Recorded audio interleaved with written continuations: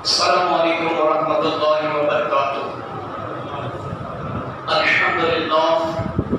الحمدللہ رب العالمین والعاقبۃ للمتقین والصلاة والسلام علی سید الانبیاء والمرسلین اما بعد اعوذ باللہ من الشیطان الرجیم بفضل بابرکت بسم اللہ الرحمن الرحیم۔ میرے پیارے آقا صلی اللہ علیہ وآلہ وسلم کے پیارے دیوان، آج رمضان المبارک ની પહેલી જુમા છે 1445 હિજરી અને આપણે બધા આજ રમઝાનની પહેલી જુમા પઢવા માટે અલ્લાહના ઘર મસ્જિદની અંદર તશરીફ લાવ્યા છીએ। આવો બયાન શરૂ કરતા પહેલા حضور پاک صلی اللہ علیہ وسلم کی بارگاہ میں درود شریف مارک ساتھے بلکہ پڑھوانی کوشش کرو۔ ارے پڑھو صلی اللہ علیہ رسول اللہ وسلم علیہ یا حبیب اللہ۔ مرحبا صد مرحبا پھر آمد رمضان ہے، کھل اٹھے مرجائے دل کا جامع ایمان ہے۔ آ گیا رمضان عبادت ہر کمر اب باندھ لو، فیض لے لو چند کے ایک ماہ کا مہمان ہے۔ ہر گھڑی رحمت بھری ہے، ہر طرف ہے برکتیں۔ ماہ رمضان رحمتوں اور برکتوں کی خان ہے۔ ارے دو جہاں کی نعمتیں ملتی ہیں روزہ داروں کو، جو نہیں رکھتا ہے روزہ وہ بڑا نادان ہے۔ یا الہی، ساتھ میں مل کر آمین کہنا کا صدقہ کرے، اپنی دعا قبول تھی جائے۔ سو کرو شاعر یا الہی تو مدینے میں کبھی رمضان دکھا، یا الہی تو مدینے میں کبھی رمضان دکھا۔ مدتوں سے دل میں یہ ہم سب کے بھی ارمان ہے۔ مدتوں سے دل میں یہ ہم سب کے بھی ارمان ہے۔ مرحبا صد مرحبا پھر آمد رمضان ہے، کھل اٹھے مرزائے دل کا جامع ایمان ہے۔ اللہ کے پیارے رسول، رسول مقبول بی بی آمنہ کے مہد پھول صلی اللہ علیہ وآلہ وسلم کا فرمان عالیشان ہے کہ جس نے مجھ پر کیا فرمایا، جو میری محبت اور میری طرف شوق کی وجہ سے مجھ پر ہر دن اور ہر رات کو 3 بار درود شریف پڑھے تو اللہ تبارک و تعالیٰ پر حق ہے کہ وہ اس کے اس دن اور رات کے گناہ بخش دے۔ تو درود پاک پڑھے، اللہم محمد صلی اللہ علیہ وسلم، محمد محمد صلی اللہ علیہ وسلم۔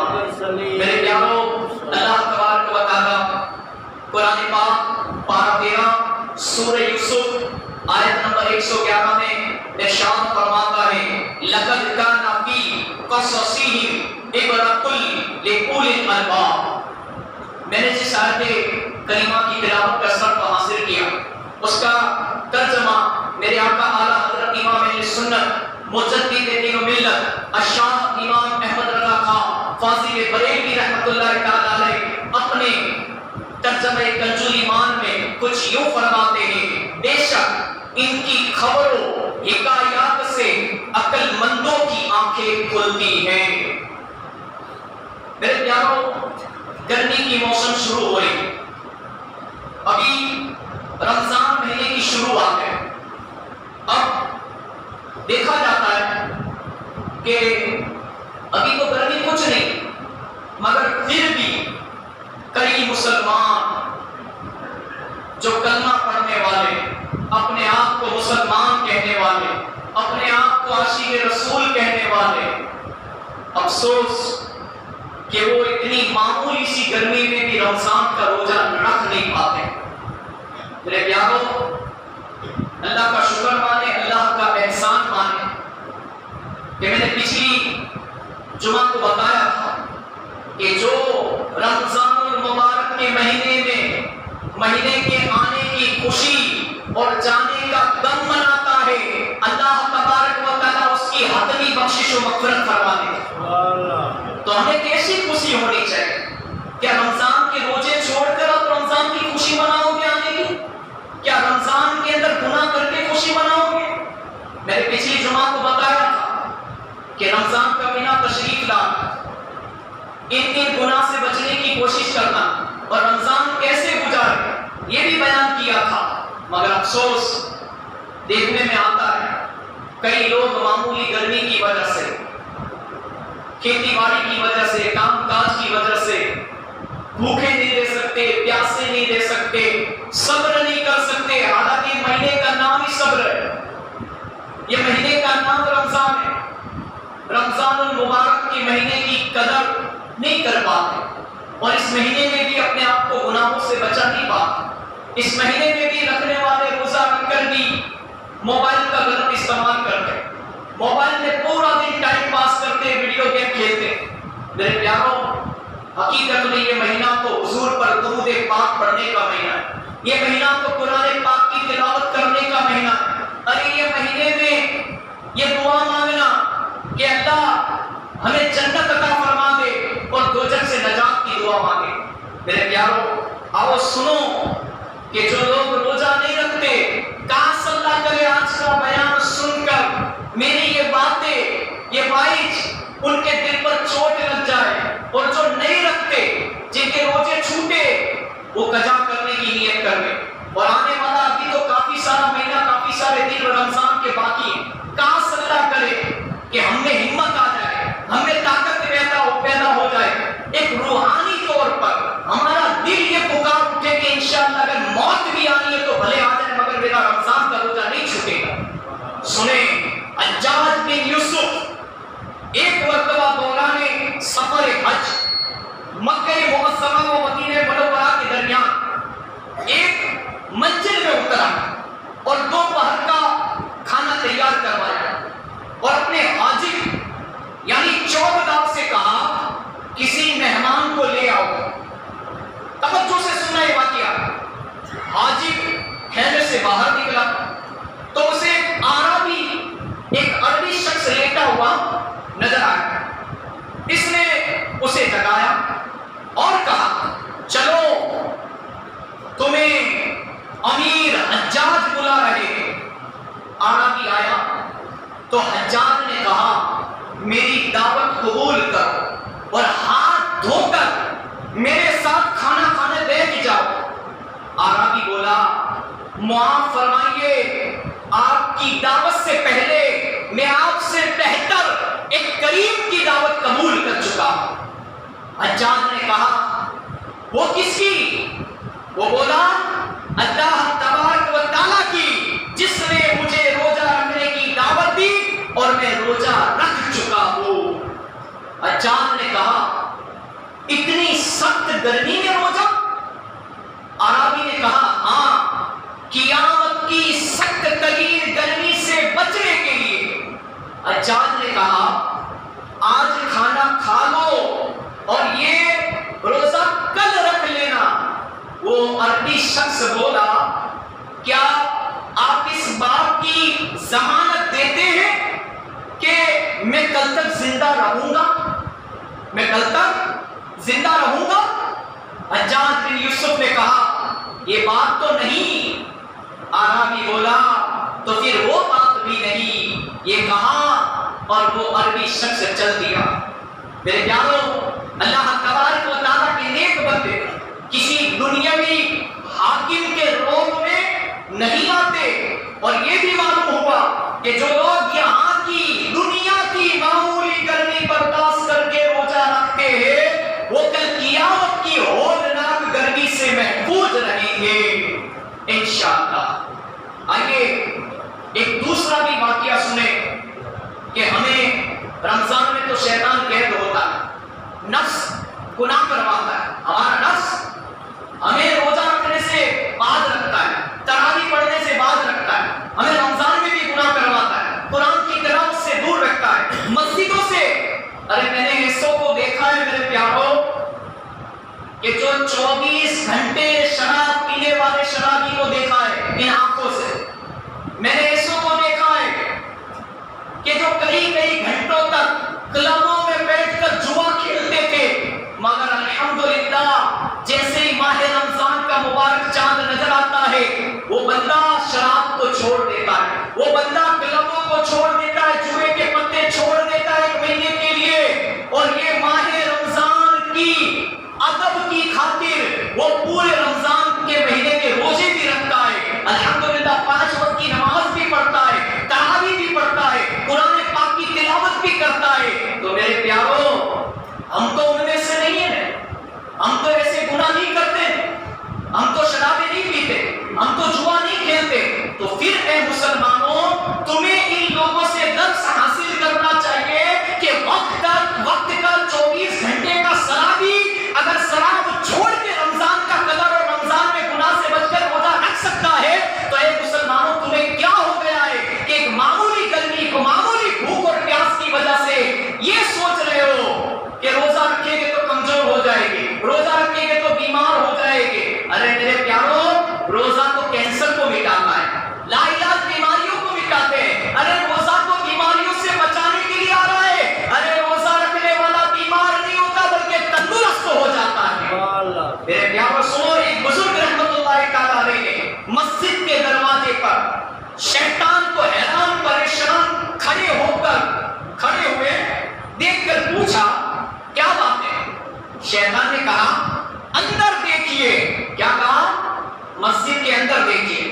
انہوں نے اندر دیکھا تو ایک شخص نماز پڑھ رہا تھا اور ایک آدمی مسجد کے دروازے کے پاس سو رہا تھا. کیا کر رہا تھا؟ سو رہا تھا. شیطان نے بتایا، توجہ سے سنا، شیطان نے بتایا کہ وہ جو اندر نماز پڑھ رہا ہے اس کے دل میں وسوسہ ڈالنے کے لیے میں اندر جانا چاہتا ہوں، لیکن جو دروازے کے قریب سو رہا ہے اس نے روزہ رکھا ہے، وہ روزہ دار ہے. یہ سویا ہوا روزہ دار جب سانس باہر نکالتا ہے تو اس کی وہ سانس میرے لیے شعلہ یعنی آگ بن کر مجھے اندر جانے سے روک دیتی ہے.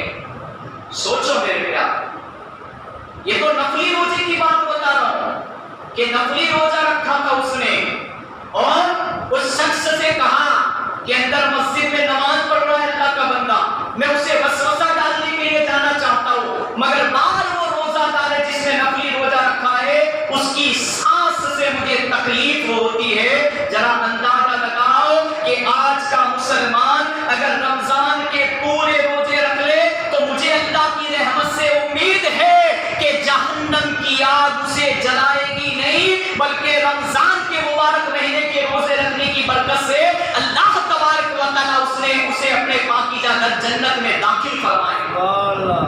میرے پیاروں، شیطان کے وار سے بچنے کے لیے روزہ ایک زبردست ڈھال ہے. روزہ دار اگرچہ سو رہا ہے مگر اس کی سانس شیطان کے لیے گویا تیر ہے. رمضان میں تو شیطان قید کر دیا جاتا ہے، مگر جو نفس ہوتا ہے ہمارا نفس وہ ہم سے گناہ کرواتا ہے، اور جیسے ہی عید کا چاند نظر آتا ہے شیطان آزاد ہو جاتا ہے. اور ہمیں ایک مہینہ جو رمضان کے ادب کی خاطر گناہ سے بندہ بچتا ہے وہ ساری کسر نکالنے کے لیے جیسے عید کا چاند نظر آتا ہے وہ اپنے بندے اور بندیوں اسے گناہ کروانے کی کوششیں کرتا ہے۔ میرے پیاروں، معلوم ہوا روزہ دار سے شیطان بڑا گھبراتا ہے۔ ہاں شیطان چونکہ ماہ رمضان المبارک میں قید کر لیا جاتا ہے، اس لیے وہ جہاں بھی اور جب بھی روزہ دار کو دیکھتا ہے پریشان ہو جاتا ہے۔ تو اس واقعے سے میرے پیارے آقا صلی اللہ علیہ وسلم کے پیارے دیوانوں، ہمیں یہ درس ملا کہ ہمیں رمضان المبارک کے اس مہینے کے روزے رکھنے چاہیے، اور جو بیمار ہیں، جن کی دوائیاں چل رہی ہیں، ڈاکٹر نے جن کو منع کیا ہوا ہے کہ اگر آپ روزہ رکھو گے تو آپ کی بیماری بڑھ جائے گی، اور حقیقت کے اندر کوئی ایسا مریض ہے جس کو روزانہ صبح شام رات کو دوائیوں پر جی رہا ہے، دوائیاں لینی پڑتی ہے، تو میرے پیاروں اگر کوئی مسافر ہے، اگر کوئی ایسا بیمار ہے تو شریعت نے اسے اجازت دی ہے، چھوٹ چھاٹ دی ہے، مگر اسے بھی چاہیے کہ جیسے ہی تندرست ہو جائے، بیماری دور ہو جائے، اللہ اسے شفا عطا فرما دے، تو وہ بھی جو رمضان کے روزے چھوٹے اس کی رمضان کے بعد قضا ضرور کر لے۔ میں بارہا کہتا ہوں کہ ایک روزہ چھوڑو گے نہیں تو 9 لاکھ برس تک جہنم کی آگ میں جلنا پڑے گا، اور رمضان کا ایک روزہ رکھو گے تو مجھے اللہ کی رحمت سے امید ہے کہ آپ کو اللہ جہنم کی آگ سے بچا کر جنت عطا فرما دے گا۔ اب فیصلہ آپ کے ہاتھ میں، ایک طرف جنت ہے، ایک طرف دوزخ ہے، آپ فیصلہ کرو کہ آپ کو کہاں جانا ہے، جنت میں جانا ہے یا دوزخ میں جانا ہے۔ ابھی پریکشائیں چل رہی ہے، ابھی ایگزام شروع ہو چکی آج سے۔ میرے پیاروں، اسی طرح کی ایک ایگزام اور پریکشا کے لیے اللہ تعالیٰ نے مجھے اور آپ کو پیدا کیا، اور یہ معمولی سی زندگی دے کر دنیا کی 50-100 سال کی ہمیں دنیا میں بھیجا ہے۔ اب میں سوچو، آپ سوچو، ہماری پریکشا شروع ہو گئی ہے، پیدا ہوتے ہی ہم میں جب سمجھداری آئی، عقل سلیم آئے، ہم بالغ ہو گئے، ہماری جو سمجھ لو پریکشا ایگزام شروع ہو گئی، اور ہماری جب موت آئے گی ہماری پریکشائیں پوری ہو جائے گی، ہماری ایگزام پوری ہو جائے گی، اور اس کا ریزلٹ مرنے کے بعد جو ایگزام جو دنیا کے اندر مسافر بن کر آئے، 5 وقت کی نمازیں پڑھی ہوگی، رمضان کے روزے رکھے ہوگے، ارے غریبوں کا حق اگر اپنے مال کی زکات دی ہوگی ٹائم پر، صدقہ و خیرات کیا ہوگا، اگر کسی ہاسپٹل کے اندر یوں سمجھ لو زکات و صدقہ دی ہوگی، کسی مدرسے کے اندر کسی غریب مظلوم بے درد و سہارا کو مدد کی ہوگی، اور رمضان کے مبارک اور پوتر مہینے کے اندر دل کھول کر اللہ کی راہ میں خرچ کیا ہوگا، ارے اپنے حلال مال کو اپنے گھر والوں کے پیچھے خرچ کیا ہوگا، روزہ داروں کو سحری اور افطاری کروائی ہوگی، قرآن کی تلاوت کریں گے، توبہ و استغفار کریں گے، اور جہاں زکات دینی چاہیے وہاں پر آپ نے زکات دی ہوگی، قسم خدا کی اللہ تبارک و تعالیٰ تم سے راضی ہو جائے گا۔ اور مجھے اللہ کی رحمت سے امید ہے کہ اگر ہماری زندگی کا آخری رمضان ہوگا تو اس مہینے کی برکت سے، صدقہ و خیرات کی برکت سے اللہ تبارک و تعالیٰ ہم سب کی بخشش و مغفرت فرما دے گا۔ اللہ کریم کی بارگاہ میں دعا ہے، اللہ تعالیٰ مجھے آپ کو ہم سب کو کہنے سننے سے زیادہ ان ساری باتوں پر سب سے پہلے مجھے پھر آپ کو عمل کرنے کی توفیق عطا فرمائے، بیان کی غلطی اور تمام گناہ معاف فرمائے، اللہ عمل والی زندگی نصیب فرمائے، آمین بجاہ نبی کریم صلی اللہ